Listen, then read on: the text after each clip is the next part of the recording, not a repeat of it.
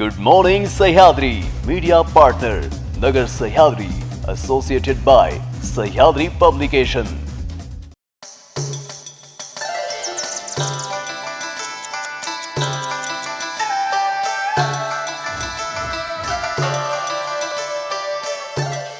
नमस्कार, मी मानसी न्यूज 24 सह्याद्रीमध्ये तुमचं स्वागत। पाहूयात महत्त्वपूर्ण बातम्यांचा आढावा गुड मॉर्निंग सह्याद्रीमध्ये।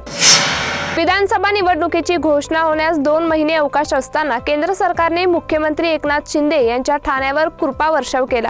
पंतप्रधान नरेंद्र मोदी यांच्या अध्यक्षतेखाली झालेल्या केंद्रीय मंत्रिमंडळाच्या बैठकीत शुक्रवारी ठाणे शहराच्या अंतर्गत रिंग मेट्रो रेल्वे प्रकल्पाला मंजुरी देण्यात आली।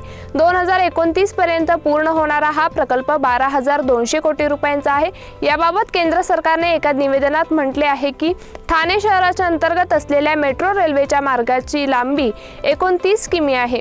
या प्रकल्पामुळे ठाणे शहराला वाहतुकीचे उत्तम साधन उपलब्ध होईल। 12,200 कोटी रुपयांच्या या प्रकल्पात केंद्र व राज्य सरकारची समान भागीदारी असेल। तसेच या निधीतील काही रक्कम अन्य वित्तीय संस्थांकडून उभारण्यात येणार आहे।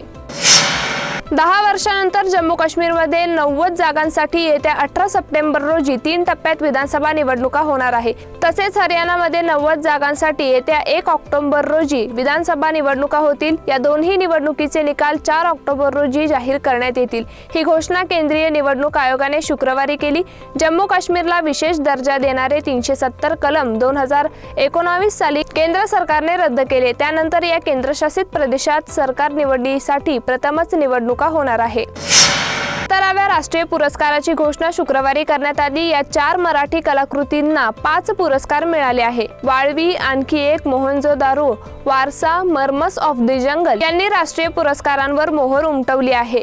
परेश मोकाशी दिग्दर्शित आणि स्वप्नील जोशी, सुबोध भावे, शिवानी सुर्वे, अनिता दाते अभिनीत वाळवी चित्रपटाला सर्वोत्कृष्ट मराठी चित्रपटाच्या पुरस्काराने गौरवण्यात आले। पश्चिम बंगाल, बिहार, उत्तराखंड आणि उत्तर प्रदेशमध्ये झालेल्या महिलांवरील अत्याचाराच्या घटनांनी संपूर्ण देश हादरला आहे, असे म्हणत काँग्रेसच्या सरचिटणीस प्रियंका गांधी यांनी सरकारवर हल्लाबोल केला। देशात आरोपींना राजकीय संरक्षण दिले जात असताना महिलांच्या सुरक्षिततेची काय अपेक्षा करता येईल, असा दावा प्रियंका गांधी यांनी केला। प्रियंका गांधी यांनी शुक्रवारी कोलकाता येथील महिला डॉक्टरांची क्रूरता व हत्या आणि देशातील महिलांवरील अत्याचाराच्या इतर घटनांबाबत शुक्रवारी ट्विट करत रोष व्यक्त केला। काँग्रेस खासदार आणि लोकसभेतील विरोधी पक्षनेते राहुल गांधी यांच्या अडचणी वाढू शकतात। भाजप नेते सुब्रमण्य स्वामी यांनी राहुल गांधी यांचे भारतीय नागरिकत्व रद्द करण्याची मागणी केली असून यासाठी दिल्ली उच्च न्यायालयात याचिकाही दाखल केली आहे। या याचिकेवर पुढील आठवड्यात सुनावणी होण्याची शक्यता आहे। राहुल गांधी यांच्याकडे ब्रिटिश नागरिकत्व आणि ब्रिटिश पासपोर्ट असल्याचा दावा सुब्रमण्यम स्वामी यांनी केला आहे। या प्रकरणी न्यायालयाने केंद्र सरकारकडून स्टेटस रिपोर्ट मागवावा अशी मागणी त्यांनी केली आहे। गुड मॉर्निंग सह्याद्रीमध्ये घेऊ एक छोटीशी विश्रांती।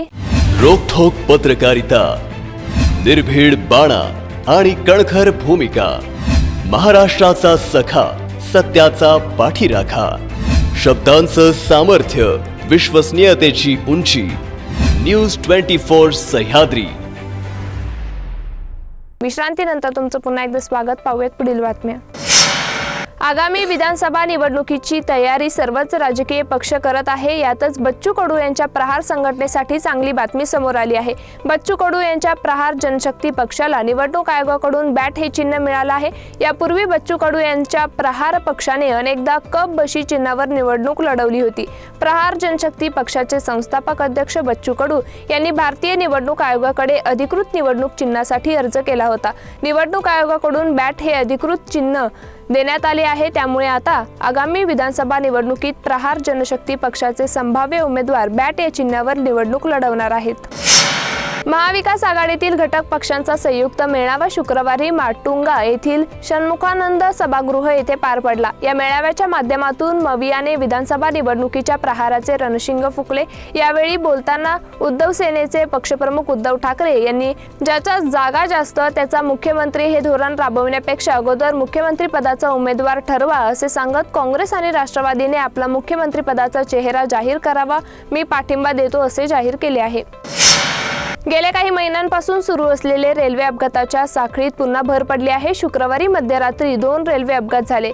पहिला अपघात कानपूरमध्ये झाला. त्या ठिकाणी साबरमती एक्सप्रेसचे 12 डबे रुळावरून घसरले, तर दुसरा अपघात पश्चिम बंगालमधील सिलिगुडी रंगापानी येथे झाला. या अपघातात मालगाडी पटरीवरून घसरली. सुदैवाने या अपघातात कोणतीही जीवितहानी झालेली नाही, तसेच कोणी जखमी झाल्याचे वृत्त नाही. या अपघातामुळे काही गाड्या रद्द केल्या असून काहींचा मार्ग बदलण्यात आला आहे. पश्चिम बंगालमध्ये एका महिला डॉक्टरवर झालेल्या बलात्काराचा नांदेडमध्ये डॉक्टर संघटनांनी निषेध केला. नांदेडच्या विष्णुपुरी शासकीय रुग्णालयातील डॉक्टरांनी हा निषेध नोंदवला. पश्चिम बंगालमधील एका रुग्णालयात महिला डॉक्टरवर अत्याचार करून तिचा खून करण्यात आल्याने देशभरात त्याची तीव्र निषेध करण्यात येत आहे. नांदेडमध्ये देखील डॉक्टर संघटनांनी काळ्या फिती लावून घटनेचा निषेध केलाय. या निषेधात आंदोलनात डॉक्टर मोठ्या संख्येने सहभागी झाले होते. राजस्थानच्या उदयपूरमध्ये शाळकरी मुलाच्या भांडणावरून मोठा हिंसाचार झाला. 2 धर्माच्या विद्यार्थ्यांमध्ये वाद झाला. त्यातून एकानं दुसऱ्यावर चाकूने हल्ला केला. यामध्ये पोलिसांनी मुलाच्या वडिलांना अटक केल्यावर निदर्शने सुरू झाली. काही वेळातच ही निदर्शने हिंसक झाली, ज्यामध्ये एका मॉलची तोडफोड करण्यात आली, तसेच एका गॅरेजमधील वाहनांना आग लावण्यात आली.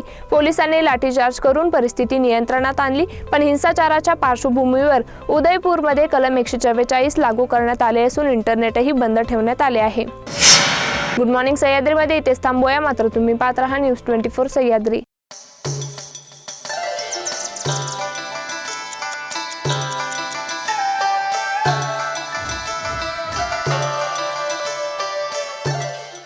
शब्दांचं सामर्थ्य, विश्वसनीयतेची उंची.